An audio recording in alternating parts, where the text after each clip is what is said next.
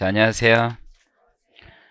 그 책은 두 개로 해요. 이거 세퍼 파이널 책 하나랑 징수법하고 조세범 처벌법은 객관식 2 있죠. 그거 풀어드릴 거예요.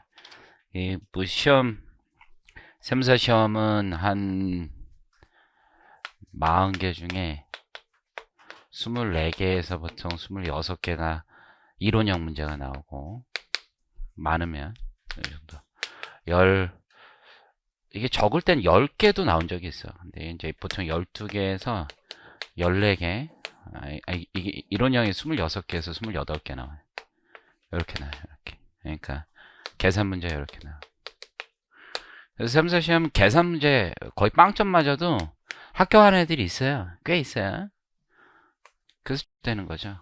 어쨌든 뭐 이제 합격을 하고 싶다니까 말 문제만 열심히 하겠습니다. 그래서 말 문제만 하는 거, 우리 말 문제. 계산 문제는 지금 늦었어. 지금은 안 돼. 지금은 각자 알아서 하는 거야, 이제. 이제는 어떡하겠어. 말 문제 위주로 열심히 해보고. 그, 우리 객관식 수업할 때 시행령이 개정이 안 됐던 게 한두 개 있어, 한두 개. 여기서 좀 설명드리고. 정호가 나갔는데, 여러분들 다 안 보니까 지금 여기서 설명을 드릴게요. 그래서 이번 정부에서 마지막에 총선용으로 했다는 얘기를 들었어요. 제 얘기는 아니고. 그래서 가보겠습니다. 이게 순서대로 쭉 가요. 순서대로. 그리고 객투는 마지막에 가져오시면 돼요. 우리가 총 6번 하는 거 맞죠? 6번. 마지막에 한 번, 두 번째 가져오시면 돼요. 객관식 2는. 자, 그러면 1-2페이지부터 가보겠습니다. 자, 일단은 속도를 한번 속도를 쭉 내요? 아니면 천천히 해줘요? 내 맘대로 해요? 자, 가볼게요. 쉬운 거는 빨리 가고, 좀 천천히 할 거 천천히 하겠습니다. 자, 1번부터 가볼게요. 부가가치세법상 과세표준이 재화 또는 용역 공급에 대한 공급 가액은 해당 거래 단계에서 창출한 부가가치 총액을 의미한다.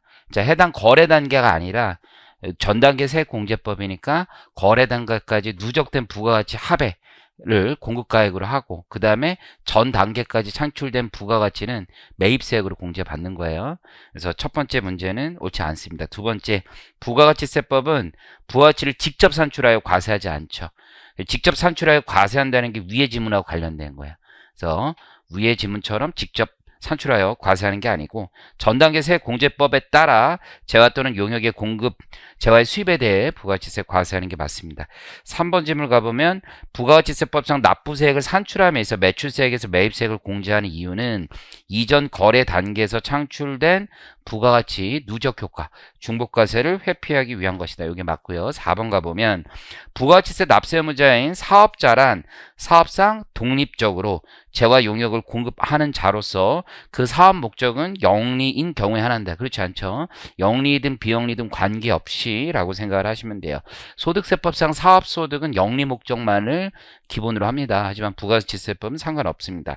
5번 사업자가 아닌 자가 부가가치세가 과세되는 재화를 개인적인 용도로 사용하기 위해 수입하는 경우 부가가치세 납세 의무가 있죠. 재화의 수입의 경우에는 사업자 여부에 관계없습니다. 재화를 수입하는 자가 사업자가 아니더라도 부가가치세 납세 문제가 될 수 있고요. 6번 사업자 등록 없이 부가가치세가 과세되는 용역을 공급하는 사업자의 경우에도 부가가치세를 신고 납부할 의무가 있습니다. 그래서 사업자 등록 여부는 납세 의무하고는 관련이 없습니다. 자, 8번 사업자가 부가가치세가 과세되는 재화 용역을 공급하는 경우 부가가치세를 거래징수하지 않았다면 납세 의무가 없다. 말도 안 되죠. 거래징수 의무가 있는 거지 그걸 하지 않았다고 면제해주면 안 하면 되는 건데 어쨌든 나만 재밌네요. 자, 9번 가볼게요. 국가 및 지방자치단체는 부가가치세 납세 의무자가 될 수 있죠. 그래서 없다가 틀렸습니다. 이게 국가나 지자체는 기본적으로 면세사업자지만 과세 대상 재화나 용역을 공급하는 경우는 납세 의무자가 되는 거죠. 본인이 담세자가 아니라 거래 징수 의무자에 불과하기 때문입니다. 부가세 납세 의무자는 국가, 지자체, 지방자치단체 조합, 법인격 없는 재단, 사단, 어떤 단체를 다 포함하고 있습니다. 10번 맞고 11번 법인세 법과 같이 부가가치세법에서도 국가 지방자치단체는 납세 의무자에 포함되지 않는데 그렇지 않죠. 법인세법은 담세자가 되기 때문에 납세 의무자가 아니지만 부가가치세법에서는 납세 의무자가 됩니다. 그래서 국가가 지자체가 국가나 지자체가 실질적으로 부가세 납세 의무를 부담할 수 없기 때문이다. 이 뒤에 문장은 맞는 거죠. 부담은 하진 않죠. 부담하지는 않지만 그 이유는 타당하지 않습니다. 신탁과 관련된 재화 용역을 공급하는 때, 즉 수탁자 명의로 되어 있는 신탁 재산을 제3자에게 공급할 때 납세 의무가 문제가 되는 거고, 이때 원칙적으로 납세 문제는 수탁자입니다. 다만 위탁자의 명의로 공급하거나 위탁자가 실질적으로 지배 통제하는 경우에는 위탁자가 납세 의무자가 되기도 하죠. 13번 가보면 신탁재산과 관련된 재화 용역을 위탁자 명의로 공급한다라면 위탁 부가가치세를 납세할 의무가 있는 거죠. 신탁의 종료로 인하여 수탁자로부터 위탁자에게 신탁재산을 이전하는 경우에는 형식적 이전에 불과하기 때문에 재화의 공급으로 보지 않습니다. 그래서 위탁자에게서 수탁자, 수탁자에게서 위탁자, 수탁자가 변경되는 경우에는 모두 형식적 공급에 불과합니다. 보충적 납세 의무도 좀 잘 기억을 하면 이제 수탁자가 납세 의무자일 때 이제 체납하게 되면은 수익자가 제2차 납세 의무를 지는 거고, 위탁자가 납세 의무자일 때 위탁자가 체납하게 되면 수탁자가 물적 납세 의무를 지는 거예요. 15번 가보면 청산 중에 있는 내국법인은 상법 규정에 의한 계속 등기 여부에 불구하고 사실상 사업을 계속한다라면 여전히 사업자의 지위를 유지하고 있는 거기 때문에 납세 의무는 있습니다. 농어민이 부업으로 소득세가 과세되지 않는 민박 음식품 판매, 특산물 제조, 전통차 제조 그 밖에 유사한 활동을 하게 되면 이건 독립된 사업으로 보고 부가치세 납세 의무가 있습니다. 이에 비해서 축산 같은 걸 하면 그때는 납세 의무가 없습니다. 면세가 됩니다. 과세기간 17번 가보면 신규 사업하는 자가 시작하는 자가 사업 개시 이전에 사업자 등록을 신청을 하게 되면 최초의 과세기간 사업 개시일이 아니라 사업자 등록 신청일부터 해당 과세기간 종료일까지로 가죠. 자, 18번 사업자 단위과세 사업자는 각 사업장을 대신하여 그 사업자의 본점 또는 주사무소 소재지를 납세지로 하죠. 그래서 총괄납부 사업자는 사업장은 유지하고 납부만 총괄하게 되고, 사업자 단위과세 사업자는 오로지 본점에서 납세 의무를 이행하게 됩니다. 사업자 단위과세 사업자가 법인인 경우 지점 소재지를 납세지로 할 수는 없는 거죠. 그래서 총괄납부 사업자와 다릅니다. 총괄납부 사업자는 법인의 경우 지점도 주사업장으로 지정할 수가 있습니다. 재화를 수입하는 자의 부가가치세 납세지는 수입된 재화를 보관하는 장소로서 신고된 장소라는데 그렇지 않죠? 그래서 관세법에 따라서 부가가치세가 과세되면 관세가 과세되면 부가가치세도 함께 과세되는 거예요. 관세법에 따라 관세 신고하면서 부가가치세도 함께 신고하는 거니까 세관장 소재지를 납세주로 하는 걸 원칙으로 합니다. 21번 사업장은 원칙적으로 사업자 또는 그 사용인이 상시 주재하여 거래의 전부를 행하는 장소이므로 거래의 일부를 행하는 장소는 사업장이 아니다. 틀렸죠. 사업장이라는 건 거래의 전부 또는 일부를 행하는 장소를 부가가치세법상 사업장으로 두고 있습니다. 사업자가 사업장을 두지 않으면 사업자의 주소 또는 거소를 사업장으로 합니다. 개인 택시 아저씨들 이 케이스에 들어갑니다. 23번 사업장을 설치하지 아니하고 사업자 등록도 하지 아니한 경우에는 과세표준과 과세표준 및 세액을 결정하거나 경정할 당시 사업자의 주소, 거소를 사업장으로 한다. 즉 세무조사가 나오는데 뭐 개인택시 그럴 리는 없겠지만 개인택시 아저씨 세무조사 나오면은 이사 간 곳에서 관할이 돼서 세무조사 한다는 얘기예요. 24번을 가보면 제조업은 최종 제품을 완성하는 장소를 사업장으로 하며 따로 포장만 하거나 용기 충전만 하는 장소와 개별소비세법에 따른 저유소 등은 사업장에 해당되지 않습니다. 최종 제품 완성하는 장소만 사업장이 됩니다. 25번 제조업에 있어서 따로 포장만 하거나 용기 충전만 하는 장소는 사업장이 될 수가 없습니다. 있다 틀렸고요. 건설업, 운수업, 부동산 매매업에 있어서 사업자가 법인인 경우에는 그 법인의 본점이니까 그 법인의 등기부상 소재지, 개인인 경우는 업무 총괄 장소로 갑니다. 그래서 부동산 매매업과 부동산 임대업을 잘 구분하셔야 돼요. 27번을 가보면 부동산 매매업을 영위하는 사업자가 개인인 경우 업무 총괄하는 장소가 사업장이 됩니다. 28번 부동산 임대업은 그 업무를 총괄하는 장소를 사업장으로 한다.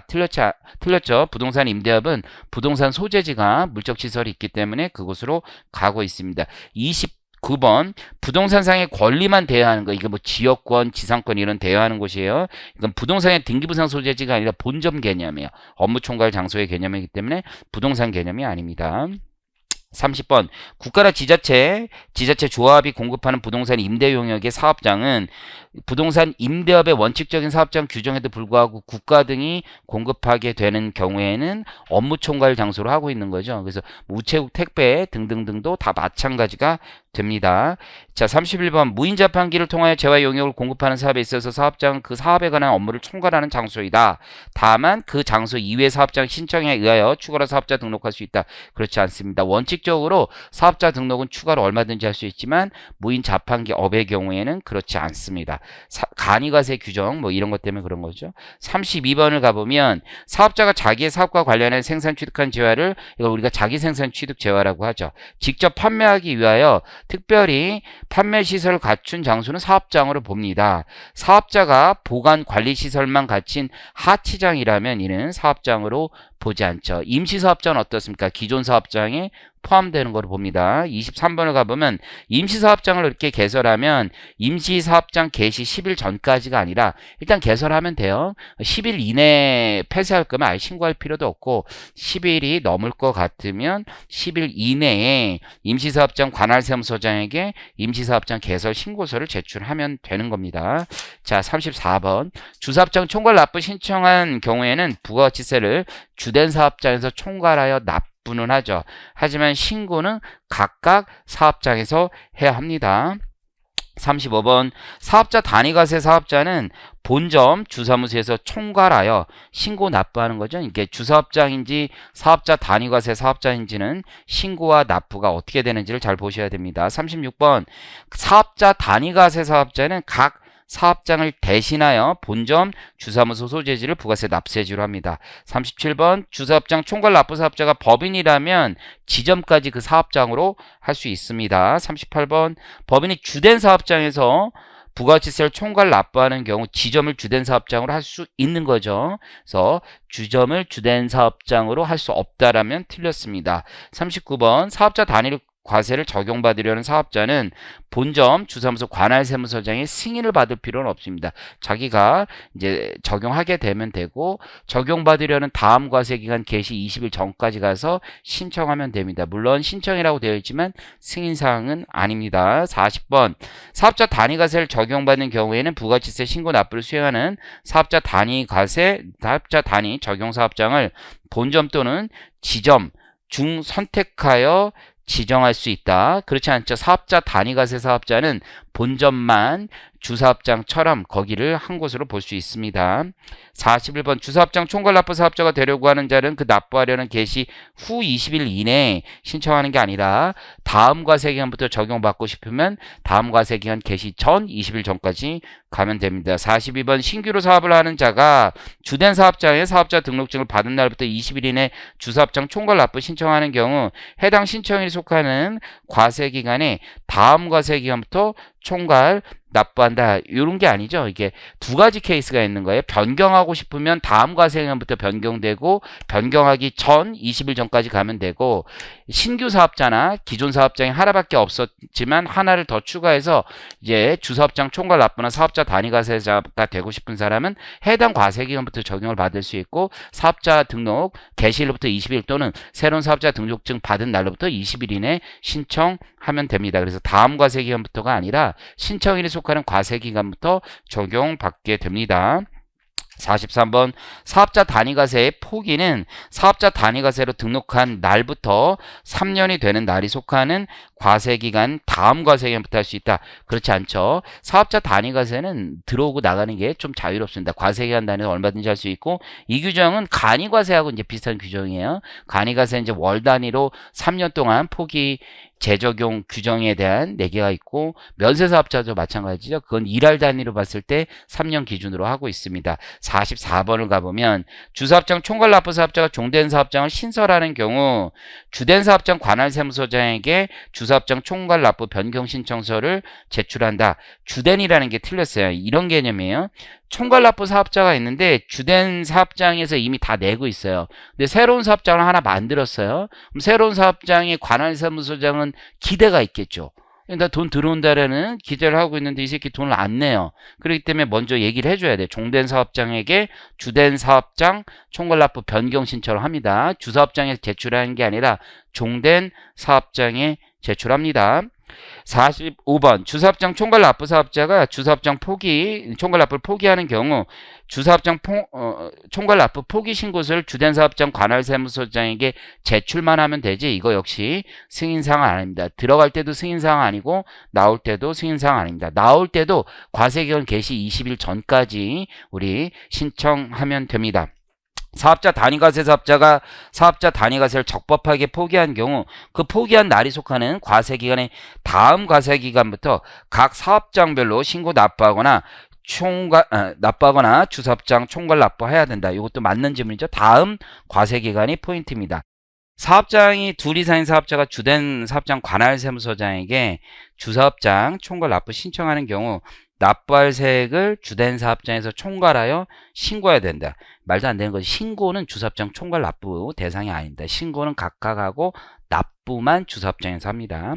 48번 사업자장 단위로 등록한 사업자가 사업자 단위 과세 사업자로 변경하려면 사업자 단위 과세 사업자로 적용받으려는 과세기간 개시 20일 전까지 사업장 관할 세무서장에게 변경 등록 신청한다. 그러니까 각 사업장이 아니라 이때는 사업자의 본점 주사무소 관할 세무서장에게 해야 합니다. 이게 난이도가 상당히 높은 문제였어요.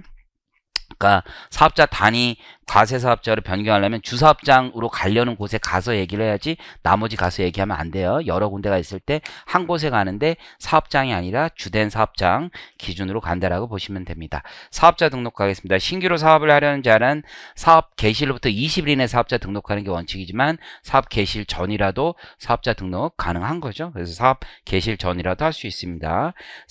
50번 사업장 관할 세무서장이 사업자가 사업 개시일 이전에 사업자 등록 신청하고 사실상 사업을 시작하지 아니하게 된 것을 알게 된 경우는 해당 관할 세무서장은 즉시 혹은 지체 없이 사업자 등록을 말소하는 겁니다. 51번 사업자는 사업장마다 사업 개시일부터 20일 이내 사업장 관할 세무서장에게 등록을 합니다. 다만 신규로 사업을 시작하려는 자는 사업 개시일 전이라도 사업자 등록 신청할 수 있습니다. 52번 가보면 사업자가 상호를 변경합니다. 상호를 변경하려는 경우 지체 없이 사업자의 인적사항, 사업자 등록 변경사항, 그 밖에 필요한 사항을 적은 정정신고서를 관할 세무서장이나 그 밖에 신고인의 편향에 따라 선택한 아무 세무서, 전국 어느 세무서나 가도 돼요. 제출하면 됩니다. 53번 추가로 사업장을 개설하여 둘 이상의 사업장이 있는 사업자는 사업자 단위로 해당 사업자의 본점 또는 주사무소 관할 세무서장에게 등록해야 된다. 그건 아니고 선택의 문제죠. 선택에 둘 이상의 사업자에 있는 사업자는 사업자 단위로 사업자 본점 주사무소 관할 세무서에 등록할 필요까지는 없습니다. 그러니까 선택의 문제라는 게 무슨 뜻인지 알겠죠? 이게 뉘앙스를 잘 설명 못한 것 같아서 내가 사업장 단위로 하든 뭐 사업자 단위로 하든 선택인 거고. 54번 사업장이 둘 이상인 사업자는 사업자 단위로 해당 사업자의 본점 주사무소 관할 세무서장에 등록 신청할 수 있다. 이게 정확한 말인 거죠. 해야 한다는 아니고. 55번 둘 이상 사업장이 있는 사업자는 사업 개시일부터 20일 이내에 주사업장 관할 세무서장에 등록하는 게 아니라 각자 등록하는 게 원칙이지만 그 주사업장 그 관할 세무서장에 등록 신청할 수 있는 거죠. 56번 사업자가 폐업을 합니다. 관할 세무서장은 지체 없이 등록 말소합니다. 57번 부가가치세법상 과세사업과 면세사업을 겸업하는 사업자는 부가가치세법에 따라 사업자 등록을 하는 게 원칙이에요. 근데 기왕에 뭐 면세사업자였어요. 그때 과세사업을 추가하면 사업자 등록 정정하는 겁니다. 그래서 이 경우 소득세법 및 법인세법에 따른 사업자 등록은 별도로 하지 않습니다. 58번 사업자 단위로 등록한 사업자에게는 사업자 단위 과세 적용 사업자 번호 하나만 주는 거죠. 이거 맞는 지문입니다. 자, 과세거래 가보겠습니다. 1번부터 재화의 공급 1번 사업자가 아닌 개인이 비사업자란 얘기예요. 중고자동차를 사업자에게 판매하는 것은 비사업자이기 때문에 과세거래가 아닙니다. 과세 대상이지만 틀렸습니다. 사업자가 아닌 개인이 소형 승용차를 외국에서 수입하는 거래는 과세가 되는 거죠. 자, 2번 질권 저당권 양도담보의 목적이라 하더라도 동산, 부동산 및 부동산에 관한 권리를 제공하는 것은 재화의 공급으로 본다. 그렇지 않죠. 양도담보 권리 설정은 재화의 공급에서 빠지는 거죠. X가 됩니다. 3번 골프장 경영자가 골프장 이용자로부터 일정 기간 거치 후 반환받지 아니하는 입회금. 자, 반환받는 입회금은 보증금인 거고 반환받지 않는 입회금은 권리를 산 거예요. 그 받는 경우에는 과세 대상에 해당합니다.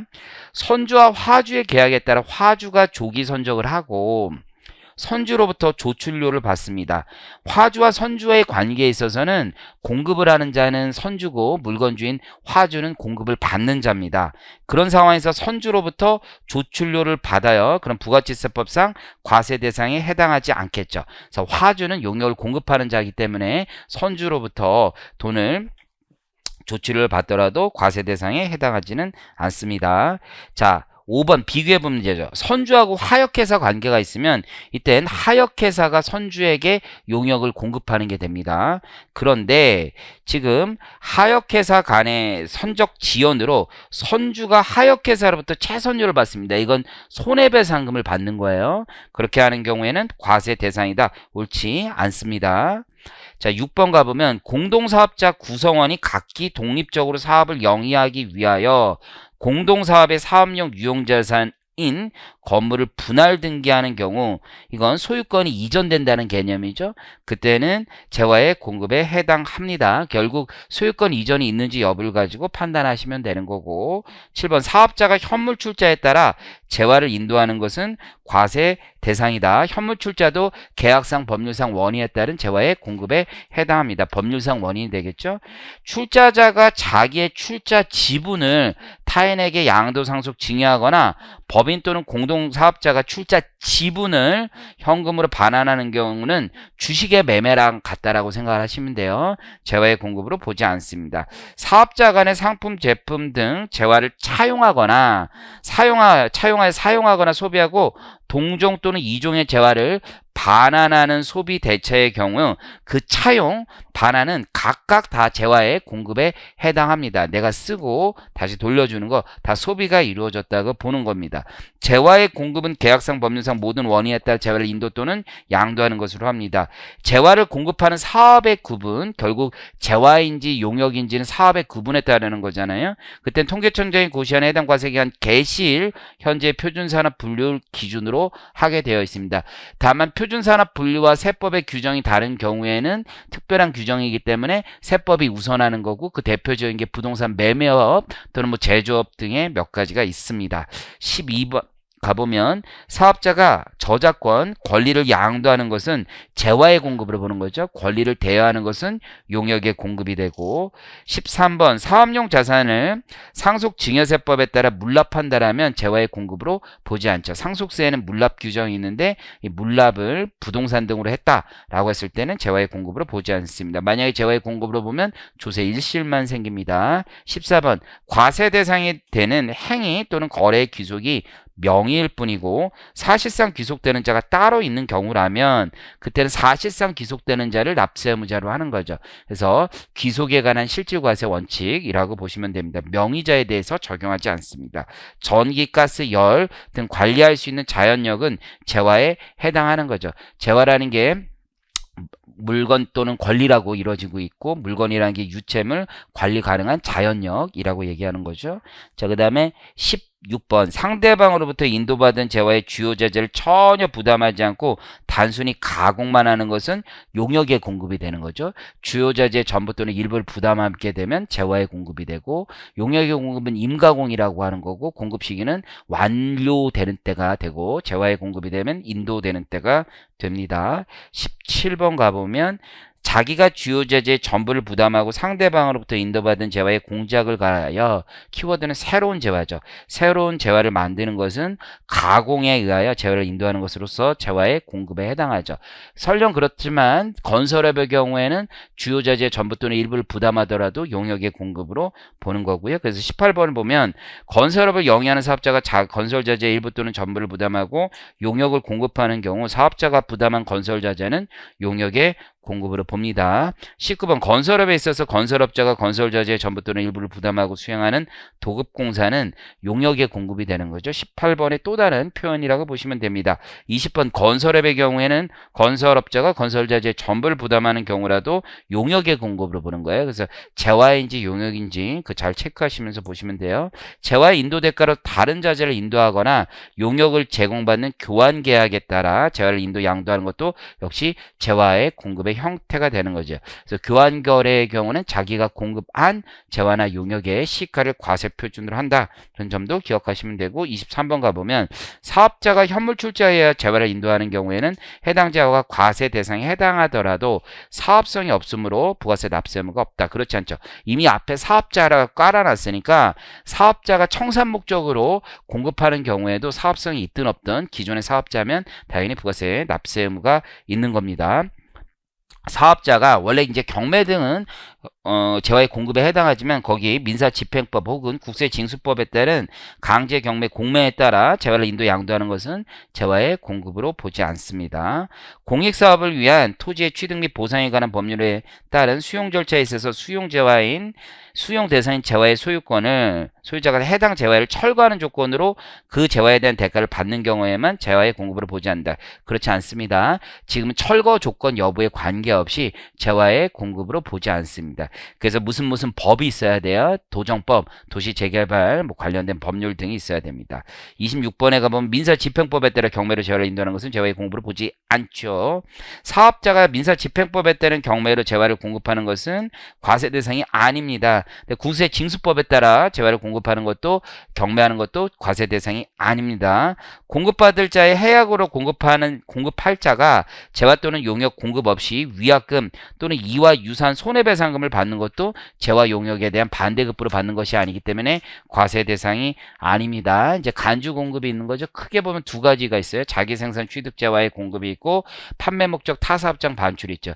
자기생산 취득 재화의 공급은 제일 처음에 면세 전용, 두 번째 비영업용 소형 승용차의 전용, 세 번째 개인적 공급, 네 번째 사업상 증여, 다섯 번째 폐 없이 잔존 재화 등이 있습니다. 그래서 개인적 공급에서는 다시 예외가 있고 사업상 증여에서도 다시 예외가 있는 거죠. 개인적 공급에서 그 예외라고 찾아볼 수 있는 건 복리후생적 또는 실비 변상적 공급이 있는 거죠. 작업복, 직장, 연애 또는 10만원 초과분 거래 등만 과세하는 거, 10만원 이하는 과세하지 않는 거고, 사업상 증여는 주된 거래에 포함돼서 같이 대가를 받는 경우가 있고, 견본폼이 있고, 광고 선전비 등으로 제출하는 경우가 있고, 자기적립 마일리지 뭐 이런 것들이 있는 거죠. 그걸 기억하시면서 문제 보겠습니다. 29번 가보면 사업자가 자기의 사업과 관련하여 취득한 재화를 자기의 과세 사업과 관련된 수선비 등에 대체하여 사용하거나 소비하는 경우는 그냥 재화의 공급으로 보지 않습니다. 이건 내부 거래에 불과한 거예요.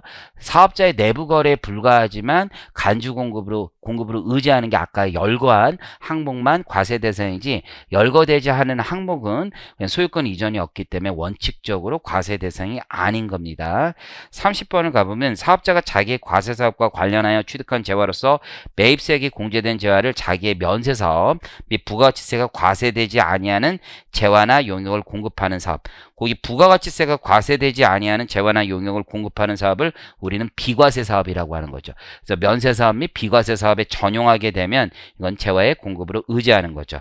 31번 운수업을 합니다. 그래서 영업용에 쓰던 거죠. 운수업을 경영하는 사업자가 자기의 과세 사업과 관련하여 취득한 재화, 그러니까 매입세 공제까지 받았다고 하니까 이게 자기 생산 취득 재화에 해당하는 거죠. 100이랑 2000cc를 초과하는 승용자동차를 운수업에 직접 영업으로 사용하지 않고 개인적 용도로 사용한다면 개인적 공급 또는 비영업용 소형 승용차의 전용 공급으로 봐서 과세가 될 겁니다. 재화의 공급으로 보는 거죠. 유류 판매업을 운영하는 사업자, 주유소 사업자죠. 매입세액이 공제된 판매용 휘발유를 영업활동을 위해 사용하는 개별 소비세 과세 대상 승용차에 주유하게 되면 비영업용 소형 승용차의 전용으로 공급으로 보게 됩니다.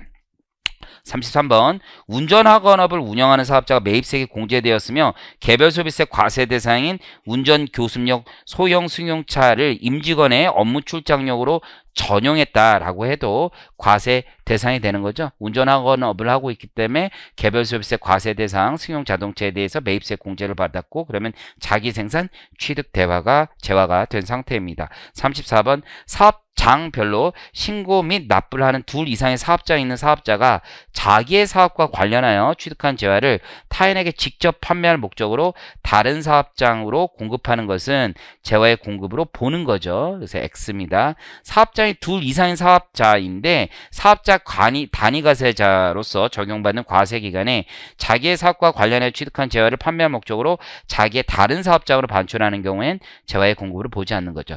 이쪽을 정리를 해보면 판매 목적 타 사업장 반출은 원칙적으로 재화의 공급이 되지만 예외적으로 총괄납부 사업자는 사업자 단위과세 사업자라면 재화의 공급으로 보지 않습니다. 다시 여기에 예외가 있어서 총괄납부 사업자에 해당하고 그가 세금 계산서를 발급했다라면 재화의 공급으로 보는 거죠.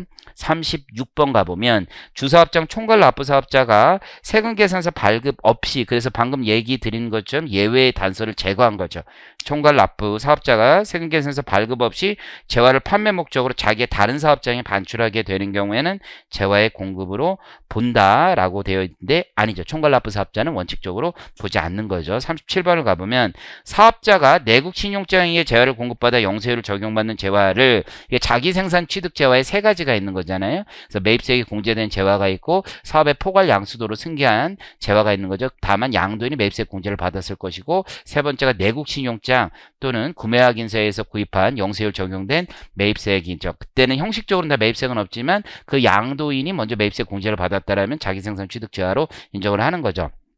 그 자기의 면세 사업을 위하여 직접 사용하거나 소비한다라면 이거 역시 면세 전용으로 봐서 인정을 합니다. 재화의 공급이 되고 38번 사업자가 자기의 과세 사업과 관련하여 취득한 재화 내국 신용장에 공급받아 영세율을 적용받았대요. 자기 생산 취득 재화가 되는 거죠. 자기의 면세 사업을 위해서 직접 사용하게 된다라면 내부 거래이지만 재화의 공급으로 의지하는 거죠. 39번 사업자가 사업을 위하여 대가를 받지 아니하고 다른 사업자에게 인도하는 견본품은 사업상 증여로 보지 않기 때문에 재화의 공급으로 보지 않습니다. 사업자가 매입세액이 공제되지 않는 재화를 사업과 직접 관계없이 대가를 받지 않고 사용인의 개인적 목적으로 사용 소비하더라도 매입세액 공제를 애당초 받지 않았기 때문에 자기 생산 취득 재화가 되지 않습니다. 그럼 재화의 공급으로 보지 않습니다. 41번 사업자가 자기의 고객 중 추첨을 통하여 당첨된 자에게 자기가 취득한 재화 경품 구입에 대한 매입세액이 불공제되는 경우는 제외하고 즉 매입세액이 공제된 경우를 전제한다는 거죠. 경품으로 제공하는 경우는 재화의 공급으로 보는 거죠. 그래서 고객 불특정 다수인에게 경품 제공하는 경우엔 사업상 증여가 되는 겁니다. 그래서 가로 안에 있는 말이 매입세 공제됐다라는 걸 반대로 한번 표현한 거예요. 42번을 가보면 사업자가 사업을 위하여 대가를 받고 다른 사업자에게 인도 또는 양도하는 견본품은 재화의 공급으로 봅니다. 대가를 받았기 때문에 샘플이 아니에요. 견본품을 그냥 판 것에 불과합니다. 43번 사업자가 매입세 공제를 받은 취득 재화를 사업과 직접 관계없이 자기의 개인적인 목적으로 사용 소비한 것으로서 사업자가 대가를 받지 않은 경우에는 개인적 공급으로서 과세되는 공급으로 보는 거죠. 44번 보면 사업자가 자기의 과세 사업과 관련하여 생산하거나 취득한 재화로서 매입세액이 공제된 재화를 사업을 위하여 증여하는 것 중 재난 및 안전관리 기본법에 적용을 받아 특별 재난 지역에 공급하는 물품을 증여하는 것은 재화의 공급으로 보지 않는 거죠. 사업상 증여해서 면제해 주는 거죠. 그런데 이제 공익단체에 만약에 기부했다라고 하면 그것은 면세 대상으로 열거되어 있습니다. 비교해서 공익단체나 국가 등에 무상으로 기부한 경우에는 그때는 면세고 특별 재난 지역에 공급하는 경우는 면세 자체가 아니라 이거는 사업상 증여해서 빼고 있습니다. 자, 44번에 가보면 사업자가 취득한 재화를 견본품으로서 사업을 위하여 대가를 받지 않고 다른 사업자에게 인도하는 것은 그 견본품의 인도는 사업상 증여로 보지 않는 거죠. 이것은 맞습니다. 재화의 공급이 아닙니다. 사업자가 폐업할 때 자기 생산 취득재와 매입세액을 공제받았으니까 자기 생산 취득재화가 되고 즉 남아있는 재화는 자기 스스로에게 공급하는 것으로 의지하여 공급으로 보고 있습니다. 47번 보면 사업자가 사업을 폐지하거나 사업자 등록 후 사실상 사업을 개시하지 아니하게 된 때 잔존재화는 경우에는 자기에게 공급하는 것으로 보는 게 맞죠. 동일 사업장 내에서 둘 이상의 사업을 겸용하는 사업자가 그중 일부 사업만 폐지합니다. 일부 사업만 폐지하는 경우 폐지한 사업과 관련된 재고 제한은 폐업 시 재고 제한으로 과세하지 않는 것이 맞습니다. 그래서 폐업 시 잔존 제한으로 과세하기 위해선 해당 사업장에서 모든 사업을 폐업하고 더 이상 하지 않아야 돼요. 두 개 이상의 사업장이 있는데 한 사업장에서 두 개 이상의 사업을 하는데 하나의 사업을 폐업했다고 해서 그걸 폐업 시 잔존 제한으로 과세 의지하지는 않습니다. 49번에 가보면 컴퓨터 판매업을 운영하는 사업자가 폐업할 때 자기의 과세 사업과 관련하여 취득하였고 웹사이트에 공개된 상품이 남아있으면 스스로에게 공급하는 것으로 봐서 과세합니다. 용역의 공급, 부동산 매매 및 그 중개를 사업 목적으로 나타내어 부동산을 판매하는 것은 재화의 공급으로 보는 거죠. 그래서 부동산 판매업, 건설업 중에서도 자연 건설하여 분양 판매하는 것은 재화의 공급으로 보는 거죠.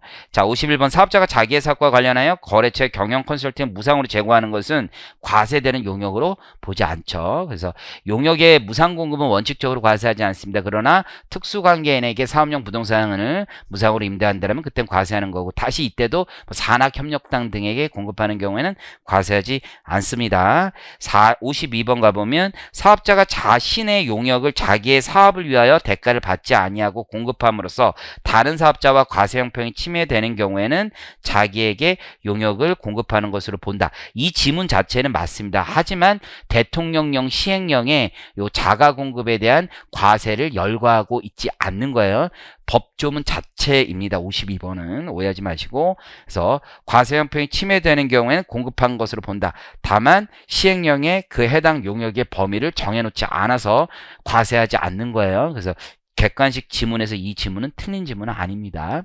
53번 보면 특수관계 없는 자에게 대가를 받지 아니하고 타인에게 용역을 공급하는 것은 용역의 무상 공급이 되는 것으로서 특수관계인이 아니기 때문에 공급으로 보지 않습니다. 공급이다 틀렸습니다. 사업자가 자기의 사업과 관련하여 생산하거나 취득한 재화를 자기의 과세 사업과 관련한 사업 무료 서비스를 제공하기 위하여 사용 소비하는 것은 주된 재화 용역 공급에 포함합니다. 일반적으로 사업 무료 서비스는 통상적으로 주된 대가에 포함됐다라고 보는 거예요. 돈 받을 때 무료 배송하고 똑같은 거예요. 무료 배송. 그 안에 다 포함되어 있는 거예요. 과세 대상이 아닙니다. 사업자가 자기의 사업과 관련한 사업장 내에 그 사용인에게 음식 용역을 무상으로 제공하는 경우에는 용역의 공급으로 봐 부가가치세를 과세한다. 그렇지 않습니다. 그래서 사용인에게 구내식당에서 뭐 음식 용역을 무상 제공한더라도 용역의 무상 공급, 자가 공급으로 봐서 이제 자가 공급으로 보는 거죠. 과세하지 않습니다. 56번에 가보면 건설업의 건설업자가 건설자재 전부 또는 일부를 부담하는 것은 용역의 공급이 되는 거죠. 주요자재 전부를 일부를 부담하더라도 건설업은 용역으로 보는 게 원칙이에요. 사업자가 과학상의 지식, 경험 또는 숙련에 관한 정보를 제공하는 것은 용역의 공급으로 보는 거죠. 이걸 노하우의 공급이라고 보고 용역 공급으로 봅니다. 사업자가 특수관계인에게 사업용 부동산의 임대 용역을 시가보다 낮은 대가를 받고 공급하는 것은 과세 대상이 되는 거죠. 그러니까 시가보다 무상으로 받았으면 용역이라면 과세되지 않지만 저가로 공급하는 경우 시가를 찾아서 과세하는 개념입니다. 59번에 가보면 부동산 임대업을 운영하는 사업자가 사용인에게 대가를 받지 아니하고 사업용 부동산 일부에 대하여 임대 용역을 제공하는 것은 과세합니다. 사용인이라는 게 특수관계인인 거예요. 그래서 특수관계인에게 거기 부동산 임대업을 무상 제공하는 경우에 해당하기 때문에 과세하는 겁니다.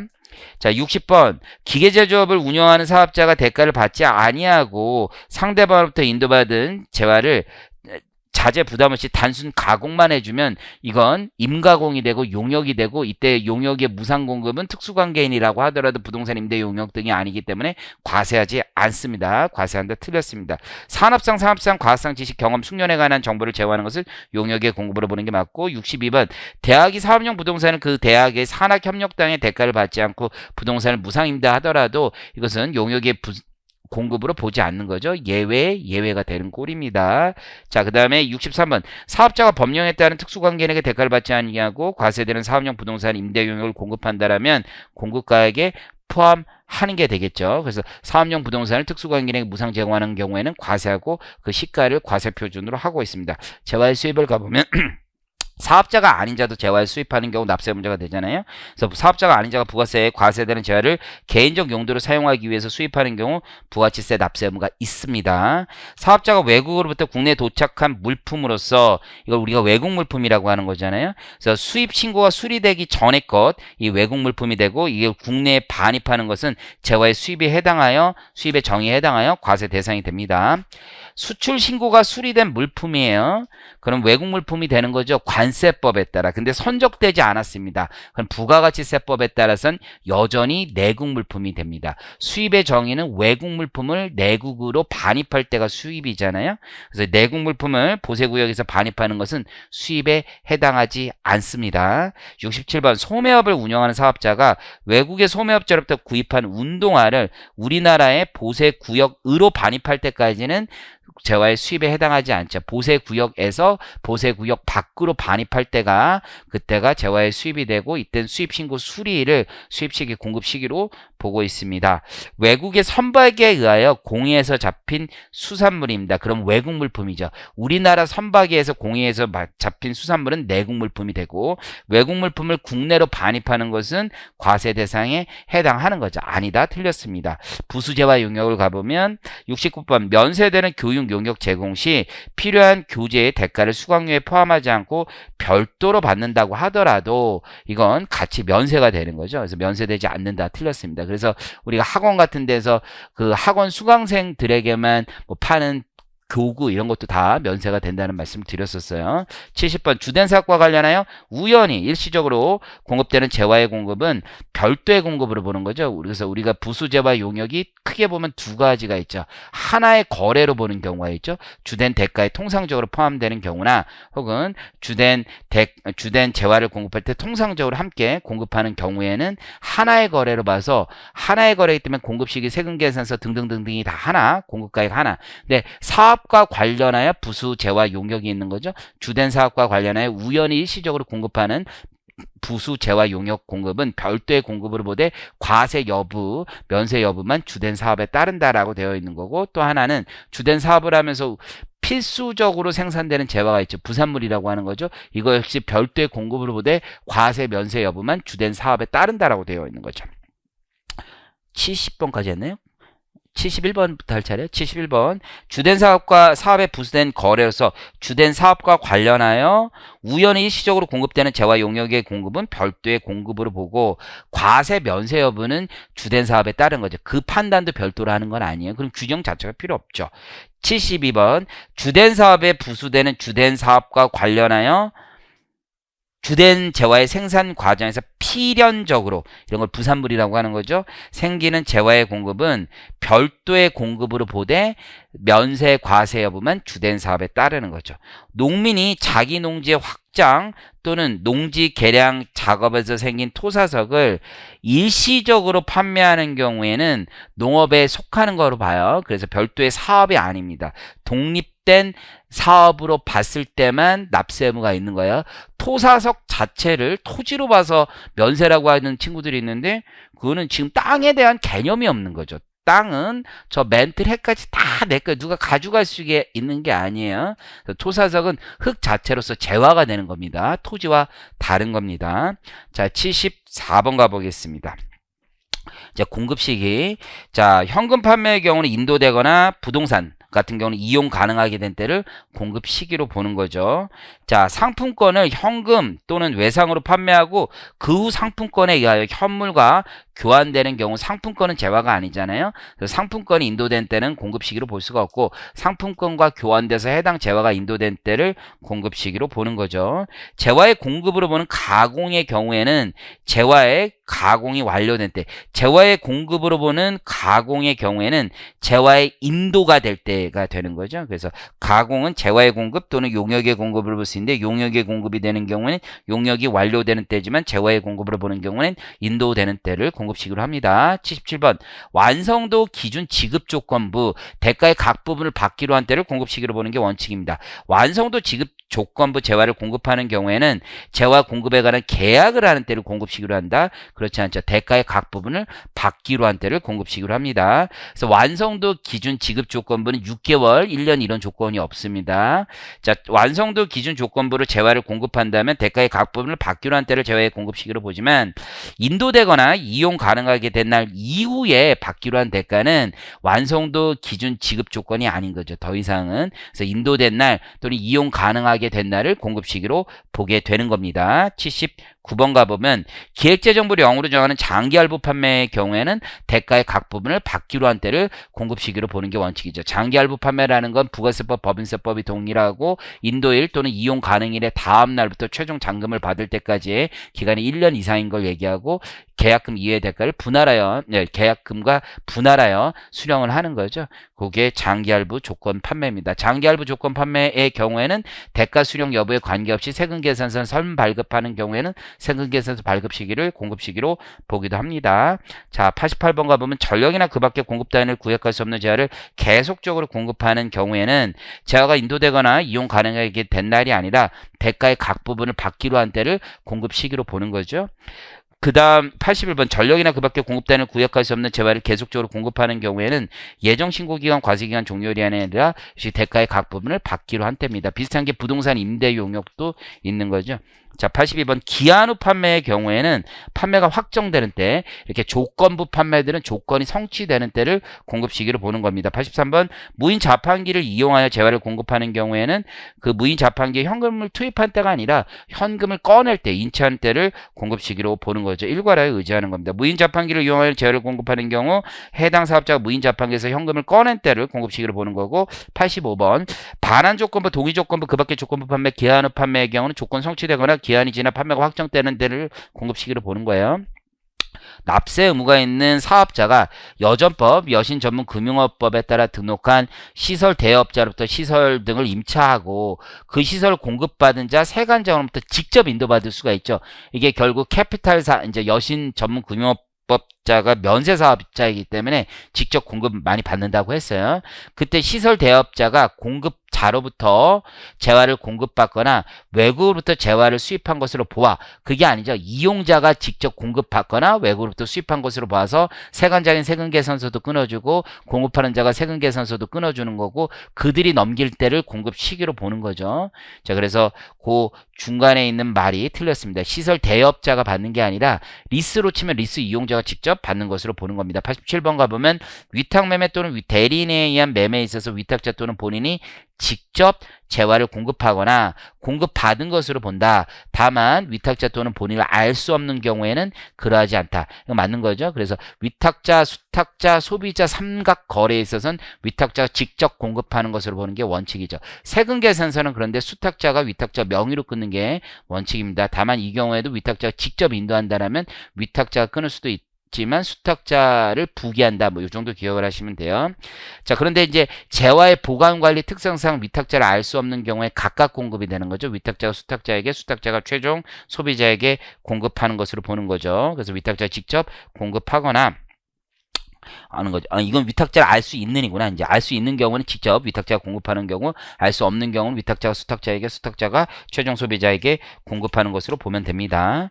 자, 89번 가면 위탁 매매에 의한 매매를 하는 해당 거래 특성상 위탁자를 알 수 없는 경우에는 수탁자에게 재화를 공급하거나 수탁자부터 재화를 공급받는 것을 보는 게 맞습니다. 90번 사업자가 재화를 법인에 현물 출자하는 경우에는 현물 출자로서의 이행이 완료되는 때를 공급 시기로 합니다.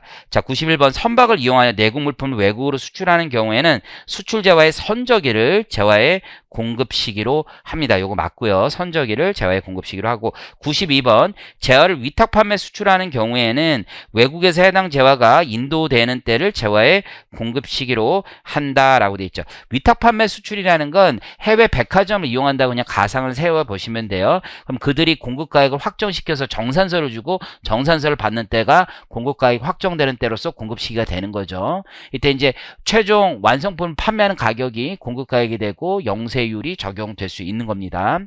자, 93번 사업자가 보세구역 안에서 보세구역 밖에 재화를 공급하는 경우가 재화의 수입에 해당하는 경우 수입신고 수리를 공급 시기로 보는 거고, 이게 결국 인형 눈깔 붙인 케이스죠. 그래서 인형이 있으면 인형 눈깔만 내가 붙였으면 인형 눈깔 값은 국내에서 공급하는 게 되고, 인형이 과거에 보세구역에 들어왔을 때 수입이 아니었다가 보세구역으로 나가면서 수입신고 수리를 하니까 그때 공급 시기가 둘이 같이 들어오는 거예요. 자, 94번 가보면 재화의 수입 시기는 보세 창고에 입고된 때가 아니라 수입신고 수리일이에요. 무조건 관세법이 쫓아갑니다. 완성도 기준 지급 조건부로 용역을 공급하는 경우에 대가의 각벌을 받기로 한 때를 공급 시기로 보되, 완료되는 날 이후 또는 받기로 한 대가의 부분에 대해서 영무가 완료되는 날을 공급 시기로 보는 거죠. 더 이상 완성도 기준 조건부가 아니기 때문입니다. 중간 지급 조건부도 마찬가지 개념이에요. 사업자가 둘 이상의 과세기간에 걸쳐 부동산 임대 용역을 공급하고 그 대가를 선불 또 후불도 여기도 포함되는 거죠. 경우에는 월할 계산에서 과세 표준에 넣는데 이때 공급 시기는 정해줘야 될 거 아니에요. 그래서 매월 말로 할 수는 없고 예정 신고 기간 종료일, 과세 기간 종료일로 가요. 이건 간주 임대료에 대한 부분도 공급 시기는 같습니다. 중간 지급 조건부 또는 장기 할부 조건부로 용역을 공급하는 경우에는 대가의 각 부분을 받기로 한 때를 공급 시기로 보는 거죠. 중간 지급 조건부라는 건 계약금을 받기로 한 날의 다음 날부터 최종 인도일 완료일까지의 기간이 6개월 이상인 경우로서 그 기간 이내에 계약금 이외의 대가를 분할하여 수령하는 게 중간 지급 조건부가 되는 거죠. 그래서 중간 지급 조건부는 장기 할부 판매와 달리 선발급 세금 계산서 규정은 적용되지 않습니다. 대가의 각 부분을 받기로 한 때를 공급 시기로 봅니다. 98번 중간 지급 조건부로 용역을 공급하는 경우는 영무의 제공이 완료되는 날 이후 받기로 한 대가의 각 부분에 대해서는 완료되는 날을 공급 시기로 보는 거죠. 이후에 대가를 받기로 한 때가 아닙니다. 사업자가 다른 사업자와 상표권 사용 계약을 할 때 상표권 대가 전액을 일시불로 받고 그 상표권을 둘 이상의 과세기간에 걸쳐, 이게 키워드죠. 둘 이상의 과세기간에 걸쳐 계속적으로 사용하게 되는 경우에는 월할 계산에서 과세 표준을 계산하되 공급 시기는 필요하니까 예정 신고 기간 또는 과세 기간 종료일을 공급 시기로 하고 있습니다. 헬스클럽 등 스포츠 센터를 운영하는 사업자가 연회비를 미리 받고 역시 둘 이상의 과세기간에 걸쳐 계속적으로 회원들에게 시설을 이용하게 하는 경우 해당 용역의 공급 시기는 예정 신고 기간 또는 과세 기간 종료일로 하고 있습니다. 사업자가 재화 또는 용역 공급 시기가 되기 전에 세금 계산서를 발급하게 되는 경우 이때 선발급 세금 계산서 발급한 때를 공급 시기로 볼 수 있는 규정이 있는 거잖아요. 그 세금 계산서 발급일로부터 7일이 된 대가를 받으면 그때는 인정되는 거죠. 다만 대가를 받은 때를 공급 시기로 하는 게 아니라 세금 계산서를 발급한 때를 공급 시기로 하고 있습니다. 사업자가 장기 할부 판매로 재화를 공급하는 경우 공급 시기가 되기 전에 대가 수령 여부에 관계없이 세금 계산서를 발급하면 세금 계산서 발급한 때를 공급 시기로 보고 있습니다. 좀 쉬었다 하겠습니다.